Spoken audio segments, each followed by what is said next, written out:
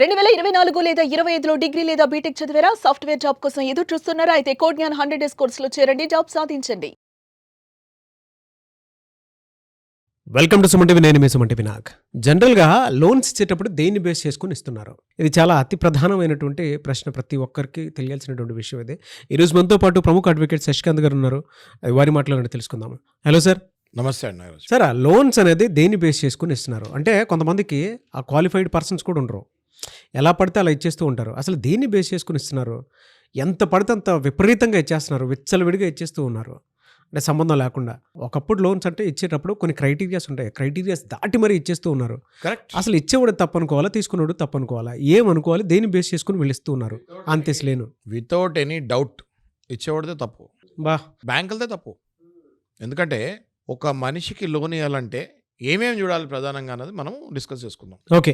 ఒక వ్యక్తి లోన్ గురించి అప్లై చేస్తే మొట్టమొదటిగా చూసేది ఏంటి అంటే వాడి సిబిల్ ఎలా ఉంది. సిబిల్ స్కోర్ కనుక 700 to 800 మధ్యలో ఉంటే, 7 to 750 మధ్యలో ఉంటే ఒకలాగుంటుంది, 750 to 800 ఉంటే ఒకలాగుంటుంది. 7 to 750 ఉంటే బార్డర్లో ఉన్నట్టు, ఈ వ్యక్తి మళ్ళీ కట్టే ఛాన్స్ 50-50 అన్నట్టు. 750 to 800 మధ్యలో ఉంటే చాలా బాగుంది, ఈయనకి ఎట్లయినా లోన్ ఇవ్వచ్చు అన్నది అదొక పారామీటర్, అదొకటి చూస్తారు. రెండోది, ఈ వ్యక్తి సంపాదన ఎంత ఉంది, ఆయన చెప్పింది కరెక్టా రాంగా. అంటే ఒక జీతగాడు, సగటు జీతగాడు, నేను నెలకు ₹1,00,000 సంపాదిస్తున్నా అంటే పే స్లిప్ ఉందా, నీ జీతం బ్యాంక్లో క్రెడిట్ అవుతుందా అంటే ఇందులో కావాల్సినవి రెండు, ఒకటి పే స్లిప్, ఇంకోటి బ్యాంక్ స్టేట్మెంటు. ఈ రెండు కూడా నిర్ధారించుకోవాలి. మూడవది, నీ మీద ఎంతమంది డిపెండెంట్స్ ఉన్నారు, భార్య, పిల్లలు 3, తల్లి తండ్రి ఉంటే 5, వీళ్ళల్లో ఎవరైనా పనిచేస్తున్నారా, అందరూ నీ మీద డిపెండ్ అవుతున్నారా అన్నది చూసుకోవాలి. ఒకవేళ వీళ్ళెవరూ పని చేయట్లేదు అంటే మనిషికి 5,000 నీకు బేసిక్ ఖర్చు, అంటే పిల్లలు ఉంటే వాళ్ళ చదువులు, భార్య ఉంటే ఇంట్లో ఖర్చులు ప్లస్ పర్సనల్ ఖర్చులు, తల్లి తండ్రి ఉంటే ఇద్దరు కలిపి ఒక 10,000, అంటే 5 ఉంటే ఎంత, 25,000 నీకు బేసిక్. అంటే వాళ్ళు ఏం చేసినా చేయకపోయినా ఒక మనిషి మీద 5,000 ఓన్లీ తినడానికి ఉండటానికి ఖర్చు అవుతుంది. ఒక మిడిల్ క్లాస్ పర్సన్ గురించి చెప్తున్నాను. డిపెండెంట్స్. నాలుగవది, అతి ముఖ్యమైనది, ఈయనకి ఇంతకుముందు ఎన్ని లోన్స్ ఉన్నాయి, 1 లోన్ ఉందా, 2 లోన్లు ఉన్నాయా, 3 లోన్లు ఉన్నాయా, 4 లోన్లు ఉన్నాయా అన్నది కనుక్కోవాలి. ఇది ఎలా కనుక్కోవాలి, సిబిల్లో రిఫ్లెక్ట్ అవుతూ ఉంటాయి. ఇంతకుముందు ఎన్ని లోన్స్ ఉన్నాయన్నది క్లియర్గా సిబిల్లో రిఫ్లెక్ట్ అవుతూ ఉంటాయి.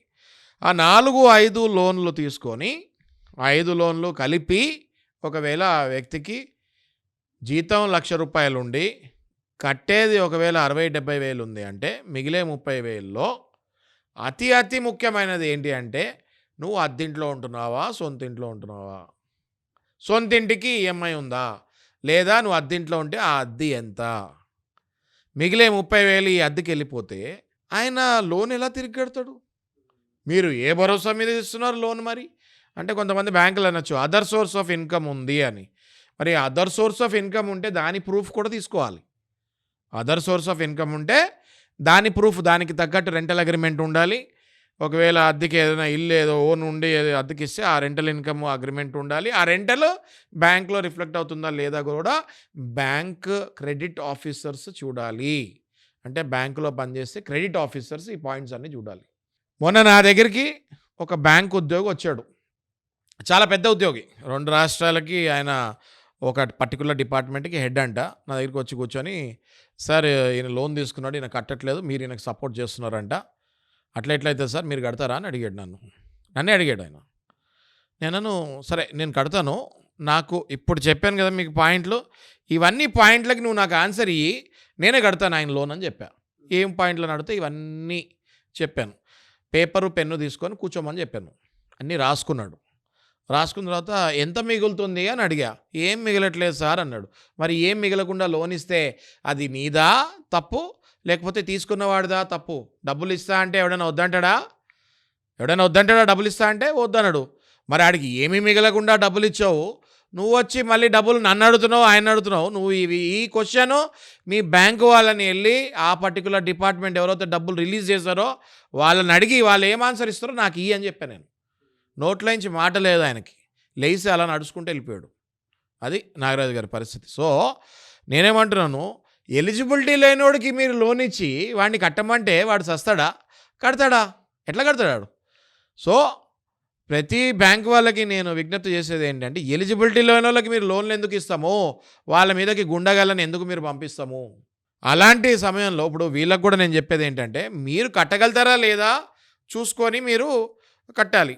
సరే పరిస్థితులు బాగాలేదు, మీరు తీసేసుకున్నారు, దానికి ఒక పద్ధతి ఉంది.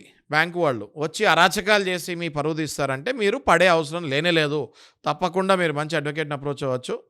ఇంజంక్షన్ కాపీ ఒకటి కోర్టు నుంచి అప్లై చేసుకోవచ్చు. 100% కొంచెం టైం తీసుకోవచ్చు, వెసులుబాటు తీసుకోవచ్చు. ఆ లోపు మళ్ళీ మీరు ఏమైనా ఉంటే అవి అమ్ముకొని బ్యాంకర్ తోటి సెటిల్మెంట్ చేసుకోవచ్చు.